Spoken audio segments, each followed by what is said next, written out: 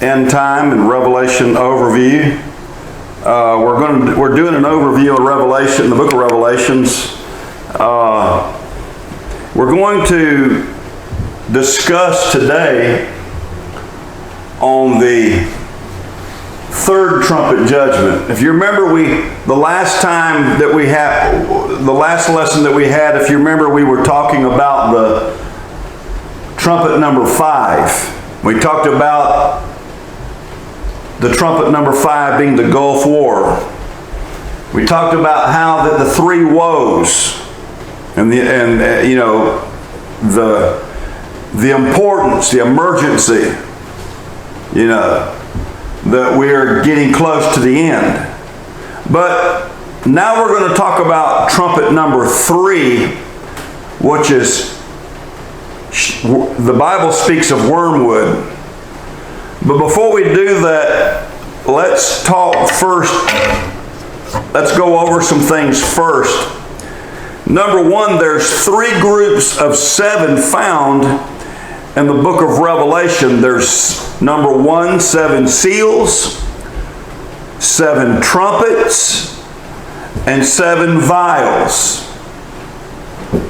These make up the skeletal structure of the book of Revelation. Again, the 7 seals, 7 trumpets, and 7 vials. Okay, the 7 seals are the long story ending at Armageddon. The 7 trumpets are the shorter story also ending at Armageddon. And the 7 vials are the real short story. It's even shorter, ending at Armageddon. All 3, both the seals, trumpets, and vials, all end at Armageddon. We know the 7 vials do not actually they don't actually take place until after the mark of the beast is administered.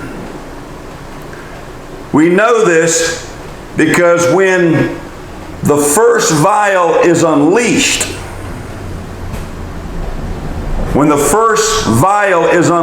the Bible tells us very clearly that it will be unleashed on the people that have taken the mark of the beast. And so we know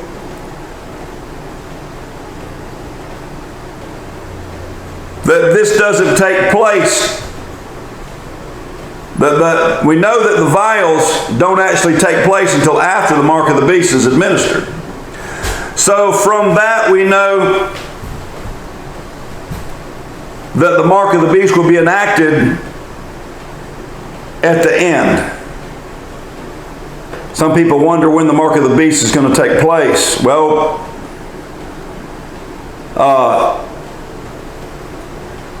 I think I told you earlier that the vial judgments are the wrath of God. And you remember we talked about in our last lesson how that the wrath of Satan is in the 3.5-year period up here. So that's the wrath of Satan. The wrath of God happens at the 7th trumpet, because that's when God comes back and makes war. So again, as I said earlier, we know that the mark of the beast will be enacted at the very end. Now, not only are these skeletal structures in the book of Revelation of 3 sevens, 7 seals, 7 trumpets, and 7 vials, but in addition to that, the book of Revelation has what we call parenthetical chapters. This is like what we call a color commentary. Like when you're reading something and there is a colored section in the page telling something else. Example of a parenthetical chapter is like when you are reading example from chapter 8 to chapter 11, and it's telling you about the trumpet judgments. And then in the text, chapter 12, it talks about war in heaven. When Satan is confined to the earth for the final 3.5 years, then it changes in chapter 13 and gives us a description of the one world government system of the Antichrist and the world religion and the mark of the beast. This is also a parenthetical chapter. So when we understand the book of Revelation and the skeletal structure being the 7 seals, 7 trumpets, and 7 vials, with the other parenthetical chapters thrown in, which gives us a fuller understanding of what it's all about. So let's focus on the lesson on the 7 trumpets. It begins in Revelation chapter 8 and verse number 6. The Bible says, 8 and 6 of Revelation, it says, "And the 7 angels which had the 7 trumpets prepared themselves to sound." When we deal with these 7 trumpets,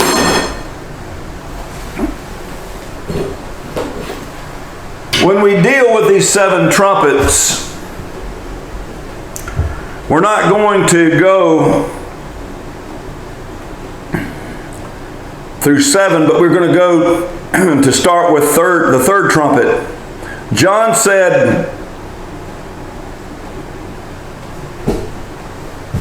in Revelation, let's start at Revelations chapter 8, verse number 10 through 11. It says, "And the third angel sounded, and there fell a great star from heaven, burning as it were a lamp. And it fell upon the third part of the rivers and upon the fountains of the waters. And the name of the star is called Wormwood. And the third part of the waters become wormwood. And many men died of the waters because they were made bitter." Okay. There's 2 key elements in the verse. Number 1, wormwood. And number 2, many men died of the waters. The Russian word for Chernobyl is wormwood. There's a book, it's a dictionary. In fact, it's a Russian dictionary, and it's called the Ozagov, and I can't pronounce the word very well, but it's the Ozagov Dictionary of the Russian language. It uses the word Chernobyl. This is an herb that the Russians would use for medical purposes. It says it is a variety of absinthe, which also means wormwood, with a red, brown, or deep purple stem. There is a town in Ukraine called Trumpet, and I may not be pronouncing that word correctly either. Some of these words are very difficult to pronounce. But Trumpet has a population of around 40,000 people. This town had a nuclear power plant there during the time of the back at the time, Ukraine was a part of the Soviet Union. Soviet Union took that over. I believe it was during the Clinton administration, if I'm not mistaken. But at the time, Ukraine was still a part of the Soviet Union. So on April 26, 1986, at 1:26 a.m., a Russian scientist who was in charge of the Chernobyl nuclear power plant decided to conduct some experiments. He orders the rods in the reactor to be raised so the nuclear reactions could begin. The reaction moved faster than he intended. He panicked and quickly ordered the rods to be lowered back down, but it was too late. The rods had been warped by the tremendous heat and would not go back down. This is what happened at Chernobyl in the Ukraine. Now, I gave you the Russian word for Chernobylnik for the purpose of helping you understand that the word Chernobyl is connected to the word wormwood, or actually means that. In fact, let's go back and look at that again. In the text, the Bible said in verse 11, and the name of the star is called wormwood.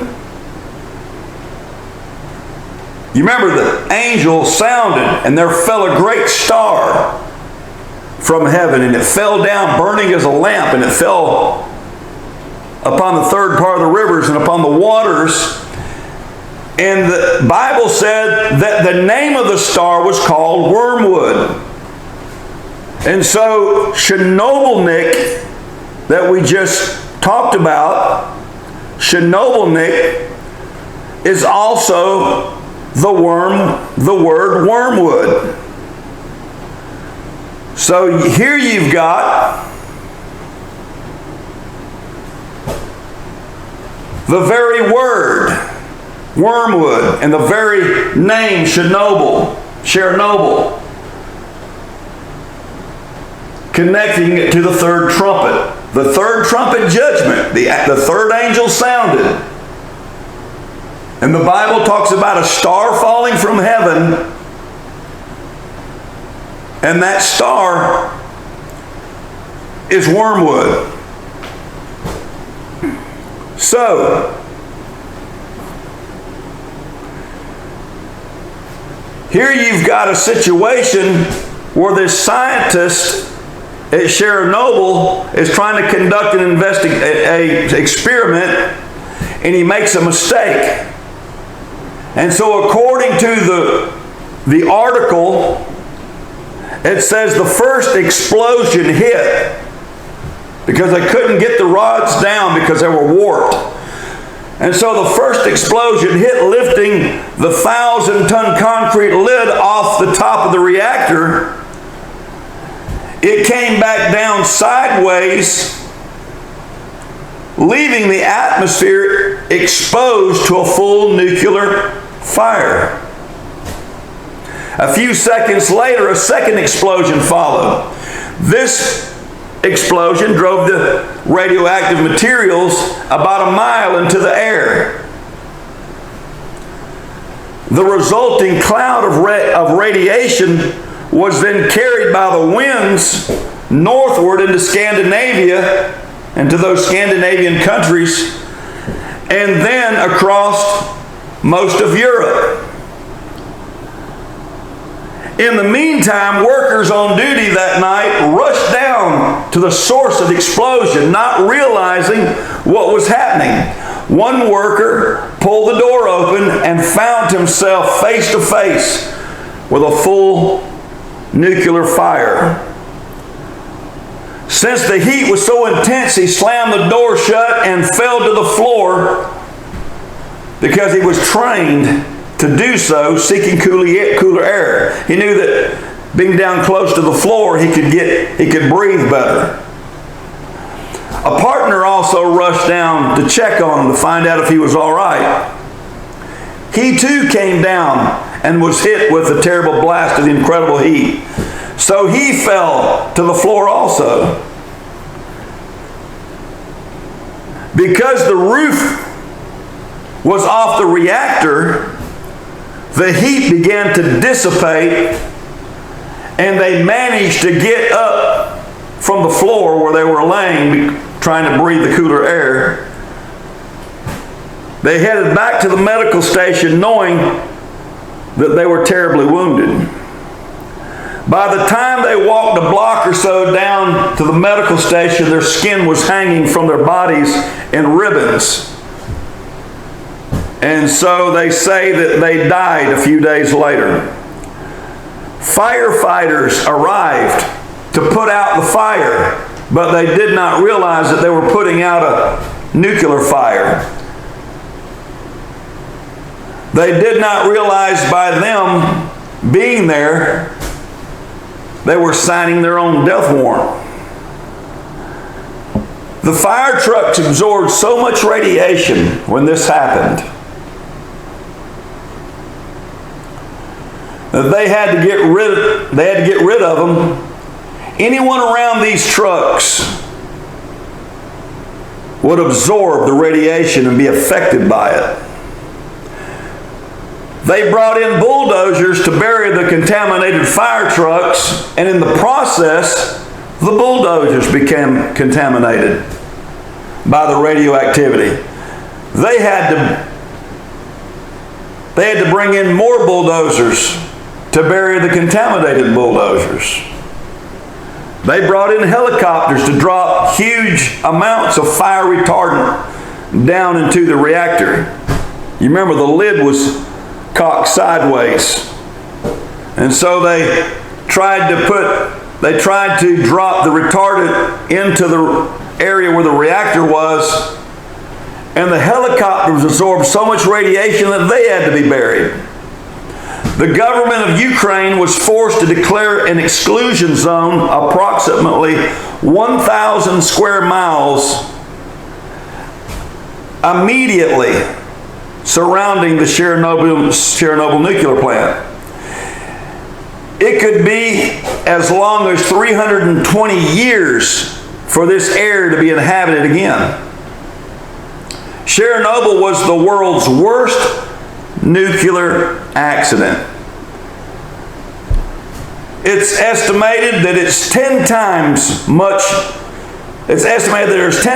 much radiation was released at Chernobyl than was released in Hiroshima or Nagasaki. You remember that I said earlier, there's two key elements to this prophecy in Revelations 8, 10 through 11. Two key elements. Number one, wormwood. And number two, many men died from the waters. There was a 1993 documentary put out over this Chernobyl disaster. It was put out by the Humanities. The very first words in the documentary, it said, Chernobyl, the bitter taste of wormwood. It's interesting to me that they actually pull the words right out of the scriptures and use it in the documentary, a secular documentary, by the way. So, this documentary put out in 1993 makes the connection between Chernobyl and wormwood. The Bible tells us that many men died because of the waters. That's what the Bible said. Many men died because of the waters as this nuclear cloud was caught by the winds and carried toward Europe. It began to rain incessantly over the next several days. The rains brought radioactivity onto the ground, and where the rains were the heaviest, huge areas of soil became contaminated, producing what is called brownouts, where nothing would grow for the next 100 years. Also, many of the rivers of Europe were filled with this contaminated water, and people drank it. They ingested what is called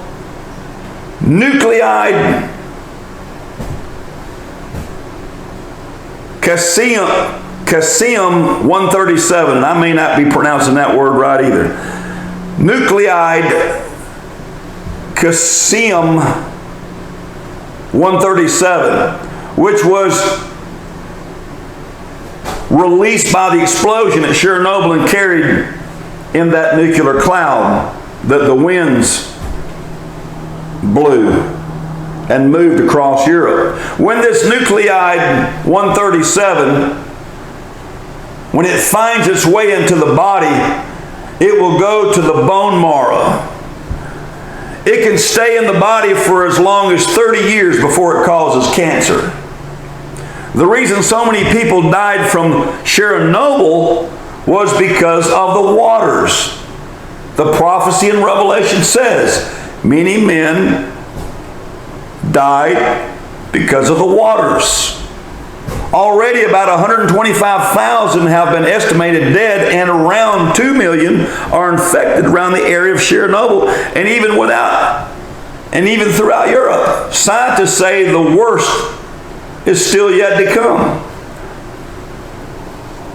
What happened was such an emergency that even 100,000 animals which ate hay affected by the waters had to be killed. Lots of reindeer and rabbits were slaughtered. So I would have to assume by all of this that the third trumpet judgment sounded on April 26, 1986. So, by this, we have the Chernobyl disaster. We have the third trumpet judgment. Now, the reason why that I chose to do this in the way that I'm doing it, I could have started out at trumpet 1 and moved up in that order. But what I'm trying to do is I'm trying to bring out some of the most obvious prophecies. When you look at all of the evidence, and I would challenge anyone to do your own research, to go online and look up Chernobyl and confirm what I've just told you. In fact, pull up the Gulf War and confirm that. Confirm those statements that I made in that lesson. It's in there. It's not hard to find either. Confirm all of the things that happened under those trumpet judgments against the prophecies in the Bible. Pull it up and read it, because it lines up very well. So up to this point, we have the Gulf War been fulfilled, or the fifth trumpet judgment been fulfilled. We have the third trumpet judgment been fulfilled on April 26, 1986. Okay, so we still have we still have trumpet number 1, trumpet number 2, and trumpet number 4 that we have left to discuss. Now we're going to go into that in our next lesson. We're going to, at least in our next lesson on eschatology. We're going to study those two trumpet judgments, World War I, World War II. World War I is trumpet judgment number 1. World War II is trumpet judgment number 2.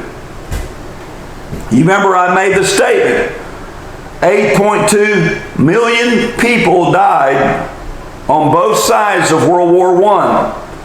And then the number gets higher in World War II, 52 million dead. That comes under trumpet judgment number 2. And then we have the Gulf War. And remember, we talked about that at the 6th trumpet, there's a prediction of somewhere around 2.63 billion people, which is 40 times as many people dying under that war as what happened in World War II. 40 times. That's a lot of people. And that's the next judgment, the next trumpet judgment to be fulfilled. Now, if we show trumpet number 1 to be accurate, we've already shown 5 and 3. And all of the things that pertain to it. The people dying of the waters. The word Chernobyl being wormwood. And all of those things we talked about in trumpet number 5. How that the sky was darkened. Talked about the angel, which is the destroyer. And Saddam name means destroyer. It happened in the Euphrates River area according to the prophecy. Everything fit.